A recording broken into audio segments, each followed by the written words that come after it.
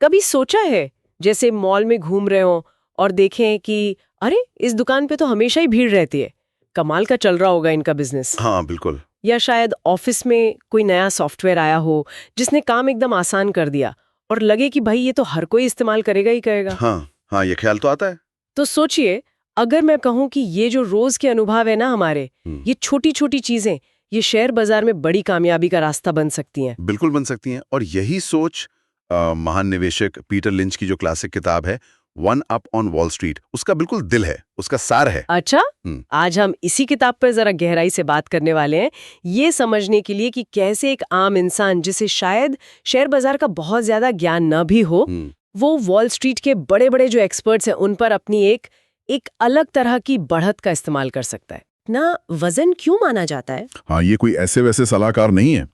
Peter lynch ने 1977 से 1990 तक फिडेलिटी मैगलन फंड को संभाला। और उस दौरान जो उनका औसत सालाना रिटर्न था वो था 29.2%। 29.2% हर साल औसतन। जरा सोचिए ये कितना जबरदस्त है। उन्होंने फंड को सिर्फ $18 मिलियन से शुरू किया था। सिर्फ 18 मिलियन से? हाँ, और जब उन्होंने छोड़ा तो वो $14 बिलियन की संपत्ति बन चुका था। बाप रे, 18 मिलियन से 14 बिलियन। और उनकी कामयाबी का राज क्या था? कोई मतलब जटिल कंप्यूटर मॉडल नहीं, कोई अंदर की खबर नहीं। तो फिर क्या? उनका पक्का विश्वास था कि निवेश के जो सबसे बढ़िया मौके होते हैं ना, वो हमारी रोजमर्रा की जिंदगी में छुपे होते हैं।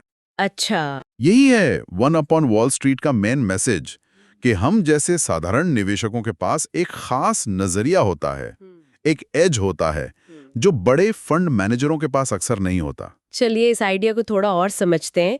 ये जो किताब का सबसे कह सकते हैं पावरफुल हिस्सा है, हाँ, वो है लिंच का आम निवेशक का फायदा, मतलब एमेच्योर्स एज। हाँ, सुनने में थोड़ा अजीब लगता है कि भाई एक आम आदमी जिसके पास फाइनेंस की डिग्री नहीं, कुछ नहीं, वो वॉल स्ट्रीट के पंडितों से बेहतर कैसे हो सकता है ना? हाँ। क्रांतिकारी विचार। लिंच का तर्क ये था कि वॉल स्ट्रीट के जो एनालिस्ट होते हैं वो अक्सर अपनी स्क्रीन, अपनी रिपोर्ट्स, अपने डेटा में इतने डूबे रहते हैं कि वो जमीनी हकीकत से मतलब थोड़ा कट जाते हैं। अच्छा। जबकि एक आम इंसान जो कि एक कंज्यूमर भी है, वो अपने काम के जरिए या अपने शौक के जरिए किसी नए ट्रेंड को या किसी नए प्रोडक्ट की पॉपुलैरिटी को, हाँ ये बात तो है, जैसे अगर कोई डॉक्टर है तो वो किसी नई दवा का असर मरीजों पर देखकर समझ जाएगा, है ना, इससे बहुत पहले कि कंपनी की सेल्स रिपोर्ट आए। बिल्कुल। या कोई गेमिंग का शौकीन है, वो बता देगा कि यार ये वाला गेम तो बच्चों में हिट हो रहा है। सही बात है। लिंच ने इसका एक बड़ा फेमस उदाहरण दिया था, अपनी पत्नी कैरोलिन और लेग्स पैंटीहोस का। लेग्स, वो सुपरमार्केट वाले? हाँ भाई, उनकी पत्नी ने उन पैंटीहोस की बड़ी तारीफ की कि भाई क्वालिटी अच्छी है और खरीदना बहुत आसान है, सुपरमार्केट में ही मिल जाते हैं, डिपार्टमेंट स्टोर जाने का झंझट नहीं। तो लिंच ने इसे सिर्फ एक अच्छा प्रोडक्ट नहीं माना, उन्होंने इसकी पेरेंट कंपनी हेंस पर रिसर्च की। अच्छा, और क्या मिला रिसर्च में? उन्होंने पाया कि ये सिर्फ प्रोडक्ट की बात नहीं है, ये एक बिल्कुल नया डिस्ट्रीब्यूशन मॉडल था। मतलब रोजमर्रा की जरूरत की चीजें सुपरमार्केट जैसी आसान जगहों पर बेचना, ये उस समय नया था। हाँ, ये तो इनोवेटिव था। बिल्कुल। उन्होंने हेंस में इन्वेस्ट किया और वो स्टॉक 6 गुना बढ़ गया, 6 टाइम्स। अरे वाह! तो ये एक क्लासिक उदाहरण है कि कैसे रोजमर्रा के अनुभव ने एक बड़े इन्वेस्टमेंट मौके की तरफ इशारा किया, जिसे शायद वॉल स्ट्रीट उस वक्त देख ही नहीं रहा था। तो ये आम निवेशक का फायदा सुनने में तो बहुत ही अच्छा लगता है। मतलब मॉल में घूमते हुए या ऑफिस में या घर पर ही हमें अगली मल्टी बैगर कंपनी मिल सकती है। लेकिन क्या ये इतना सीधा है? मतलब सिर्फ किसी चीज को पसंद कर लेना या उसे पॉपुलर होते देखना काफी है क्या? नहीं, यहीं पर लिंच हमें सावधान करते हैं। एक अच्छी कहानी देखना या किसी प्रोडक्ट को पॉपुलर होते देखना, ये सिर्फ पहला कदम है। ओके। लिंच का एक मशहूर कोट है, बिना रिसर्च के निवेश करना वैसा ही है जैसे बिना पत्ते देखे पोकर खेलना। हाँ, ये तो सही बात है, अंधेरे में तीर चलाने जैसा। बिल्कुल। तो किसी प्रोडक्ट या सर्विस की शुरुआती पॉपुलैरिटी देखना जरूरी है, लेकिन उसके बाद असली काम शुरू होता है, होमवर्क। और यहीं पर लिंच का 2 मिनट का विश्लेषण यानी 2 मिनट ड्रिल काम आता है। 2 मिनट का विश्लेषण, ये तो सुनने में बड़ा क्विक लगता है। क्या सच में 2 मिनट में कंपनी समझ आ जाती है? देखिए, ये नाम थोड़ा कह सकते हैं मिसलीडिंग है। इसका मतलब ये नहीं कि आप स्टॉप वॉच लेकर बैठ जाएं। अच्छा। इसका मतलब है कि आपको कंपनी के बारे में कुछ बुनियादी, बहुत जरूरी सवालों के जवाब ढूंढने हैं। और ये ऐसे सवाल हैं जिनके जवाब खोजने के लिए आपको कोई फाइनेंस का महारथी होने की जरूरत नहीं है। ठीक है, तो पहला सवाल क्या है? पहला सवाल, कंपनी की कहानी क्या है? कहानी मतलब क्या करती है कंपनी? हाँ, लेकिन आसान शब्दों में। क्या आप किसी, मान लीजिए 5वीं क्लास के बच्चे को समझा सकते हैं कि ये कंपनी करती क्या है और ये कामयाब क्यों होगी? अगर कंपनी का बिजनेस मॉडल इतना पेचीदा है कि आप उसे आसानी से एक्सप्लेन ही नहीं कर सकते, तो लिंच कहते थे भाई उससे दूर रहो। दिलचस्प। वो तो यहाँ तक कहते थे कि अगर कोई कंपनी ऐसी चीज बनाती है जो सुनने में बोरिंग लगे, तो शायद वो अच्छा इन्वेस्टमेंट हो सकती है, क्योंकि वॉल स्ट्रीट उसे नजरअंदाज कर रहा होगा। वाह, वैसी सोच। तो जटिलता से बचना है। और दूसरा कदम क्या है इस ड्रिल में? दूसरा है नंबर्स चेक करना, आंकड़ों की जांच। क्या कंपनी पैसा बना रही है? मतलब क्या वो प्रॉफिटेबल है? मुनाफा। हाँ, और क्या उसकी कमाई, उसकी अर्निंग्स लगातार बढ़ रही हैं? ये जानकारी आजकल तो देखिए ऑनलाइन आराम से मिल जाती है। हाँ, आसानी से उपलब्ध है। लिंच ऐसी कंपनी में पैसा लगाने से कतराते थे जो सिर्फ बड़े बड़े वादे कर रही हो पर मुनाफा ना कमा रही हो। कहानी कितनी भी अच्छी हो, आखिर में नंबर्स बोलते हैं। और कर्ज का क्या? डेट के बारे में उनका क्या व्यू था? ये तीसरा इंपॉर्टेंट पॉइंट है। लिंच को बहुत ज्यादा कर्ज वाली कंपनियां बिल्कुल पसंद नहीं थी। अच्छा। वो मजबूत बैलेंस शीट वाली कंपनियों को तरजीह देते थे। मतलब ऐसी कंपनियां जिनके पास कर्ज से ज्यादा कैश हो, नकदी ज्यादा हो। उसका क्या फायदा? उनका मानना था कि ज्यादा कर्ज कंपनी को मुश्किल वक्त में, मतलब जोखिम में डाल सकता है, जबकि एक मजबूत बैलेंस शीट कंपनी को वो बुरे दौर से निकलने की ताकत देती है या फिर नए मौके लपकने का चांस देती है। ठीक है, तो कहानी सिंपल, मुनाफा बढ़ता हुआ, कर्ज कम। और चौथा पॉइंट, क्या स्टॉक की कीमत भी देखनी है? बिल्कुल, चौथा सवाल यही है, क्या स्टॉक वाजिब दाम पर मिल रहा है, फेयरली प्राइस्ड है? यहाँ तो फिर वो पीई रेशियो वगैरह आ जाता होगा। हाँ, यहाँ पर पीई रेशियो यानी प्राइस टू अर्निंग्स रेशियो जैसी चीजें काम आती हैं। लेकिन लिंच कहते थे कि आपको वैल्यूएशन का एक्सपर्ट बनने की जरूरत नहीं है। तो फिर? बस आपको ये देखना है कि कंपनी का पीई रेशियो उसी के जैसी दूसरी कंपनियों, मतलब कॉम्पिटिटर्स की तुलना में कैसा है, या उसके अपने पिछले रिकॉर्ड की तुलना में कैसा है। अच्छा, तुलना करनी है। हाँ, क्या ये बहुत ज्यादा है, जो शायद ये इशारा कर रहा हो कि स्टॉक महंगा है, या ये ठीक ठाक लगता है? वो पीईजी रेशियो देखने की भी सलाह देते थे। मतलब पीई को ग्रोथ रेट से डिवाइड करके ये समझने के लिए कि क्या कीमत कंपनी की ग्रोथ के हिसाब से सही है। समझ गया। तो ये 2 मिनट ड्रिल असल में कंपनी की बेसिक हेल्थ और कीमत का एक फटाफट चेक है, जिसे कोई भी थोड़ी मेहनत करके कर सकता है। बिल्कुल। लेकिन लिंच यही नहीं रुके। उन्होंने स्टॉक्स को समझने का एक और तरीका भी बताया था ना, उन्हें कैटेगरीज में बांटना। हाँ, ये भी लिंच के इन्वेस्टमेंट अप्रोच का एक बहुत अहम हिस्सा है। उनका मानना था कि अगर आप ये नहीं समझते कि आपने किस तरह का स्टॉक खरीदा है, तो आप उससे गलत उम्मीदें लगा बैठेंगे। और जैसे ही बाजार में थोड़ी गड़बड़ होगी, आप घबराकर उसे गलत टाइम पर बेच देंगे। हाँ, ये तो होता है। इसीलिए उन्होंने स्टॉक्स को उनकी खासियतों के हिसाब से 6 मेन कैटेगरीज में बांटा। 6 कैटेगरीज। अच्छा, चलिए इनको समझते हैं। पहली कौन सी है? आप पुरानी कंपनियां होती हैं, जैसे बड़ी यूटिलिटी कंपनियां। अच्छा, जैसे बिजली कंपनियां। हाँ, टाइप। इनकी ग्रोथ रेट आमतौर पर इकोनॉमी की ग्रोथ रेट से बस थोड़ी ही ज्यादा होती है। इन्हें कोई तूफानी ग्रोथ के लिए नहीं खरीदता। इन्हें खरीदते हैं इनके स्थिर बिजनेस और रेगुलर डिविडेंड के लिए। लिंच कहते थे, इनसे बहुत ज्यादा उम्मीदें मत रखो। तो ये सेफ है पर शायद थोड़ी बोरिंग। दूसरी कैटेगरी? दूसरी है स्टॉलवर्ड्स यानी दिग्गज कंपनियां। ये भी बड़ी और जानी मानी कंपनियां हैं। सोचिए कोका कोला या प्रॉक्टर एंड गैम्बल। हाँ, बड़े नाम। ये स्लो ग्रोअर्स से थोड़ी तेज बढ़ती हैं, लेकिन ये भी आपको रातों रात अमीर नहीं बनाएंगी। लिंच इन्हें पसंद करते थे क्योंकि ये मुश्किल समय में, मतलब बाजार गिरने पर, थोड़ी सुरक्षा देती हैं और इनसे कुछ सालों में 30-50% जैसा ठीक ठाक रिटर्न मिल सकता है। ये पोर्टफोलियो को स्टेबिलिटी देती हैं। तो ये स्लो ग्रोअर्स और स्टॉलवर्ड्स स्थिरता के लिए हो गए। लेकिन लिंच तो मशहूर थे टैबैगर खोजने के लिए, मतलब 10 गुना रिटर्न देने वाले स्टॉक। वो किस कैटेगरी में थे? वो आते हैं तीसरी कैटेगरी में, फास्ट ग्रोअर्स। Fast growers? हाँ। अच्छा। ये अक्सर छोटी, नई और ज्यादा एग्रेसिव कंपनियां होती हैं जो तेजी से बढ़ रही इंडस्ट्रीज में काम करती हैं। इन्हीं में वो 10 गुना या उससे भी ज्यादा बढ़ने का पोटेंशियल होता है। ये लिंच की फेवरेट कैटेगरी थी क्योंकि यहीं पर वो असाधारण रिटर्न मिलने की सबसे ज्यादा संभावना होती है। लेकिन ये सबसे ज्यादा रिस्की भी होती हैं।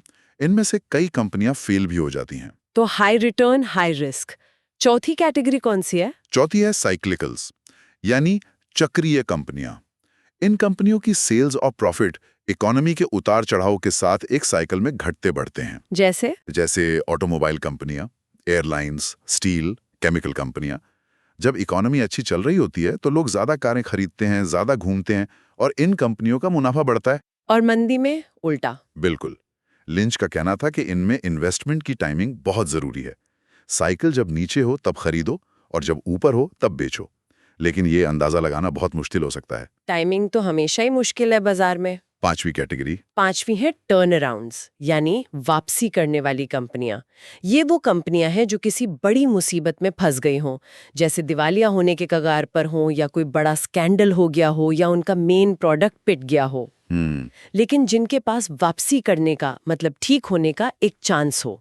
लिंच ने क्राइसलर का उदाहरण दिया था, जो दिवालिया होने से बची और फिर क्या शानदार वापसी की। अच्छा। ये बहुत ज्यादा रिस्की दाव होते हैं, लेकिन अगर कंपनी सच में टर्न अराउंड कर लेती है तो रिटर्न भी मतलब कमाल का हो सकता है। और आखिरी छठी कैटेगरी। छठी है एसेट प्लेज, यानी Asset है। संपत्ति आधारित कंपनियां। ये ऐसी कंपनियां हैं जिनके पास कोई छुपी हुई कीमती संपत्ति एसेट होती है, जिसे शेयर बाजार नजरअंदाज कर रहा होता है। छुपी हुई संपत्ति जैसे रियल एस्टेट हो सकती है, कोई कीमती पेटेंट हो सकते हैं, किसी दूसरी कंपनी में हिस्सेदारी हो सकती है, या बस बहुत सारा कैश पड़ा हो सकता है। लिंच का कहना था कि कई बार इन एसेट्स की कुल वैल्यू कंपनी के स्टॉक की मार्केट वैल्यू से भी ज्यादा होती है। अच्छा।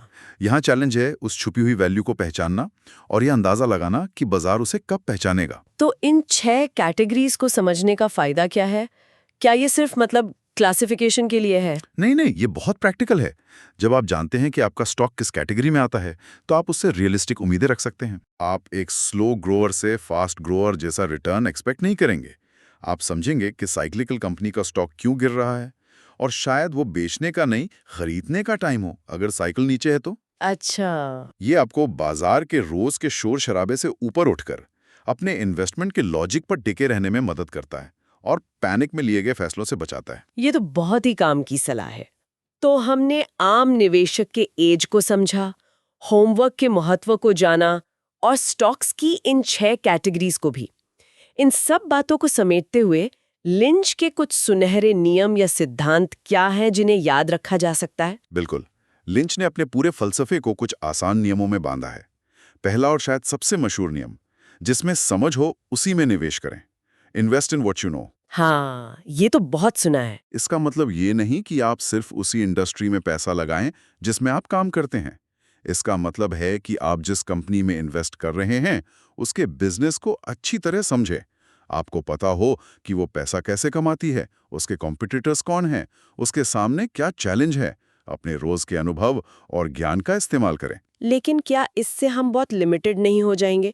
हो सकता है कोई बड़ा मौका किसी ऐसे सेक्टर में हो जिसके बारे में हमें ज्यादा पता ही ना हो। यह सवाल वाजिब है। लिंच का मतलब ये नहीं था कि आप नई चीजें सीख ही नहीं सकते। उनका जोर इस बात पर था कि आप अटकलों पर दांव लगाने के बजाय उन एरिया से शुरू करें जहां आपकी पहले से थोड़ी समझ या इंटरेस्ट है।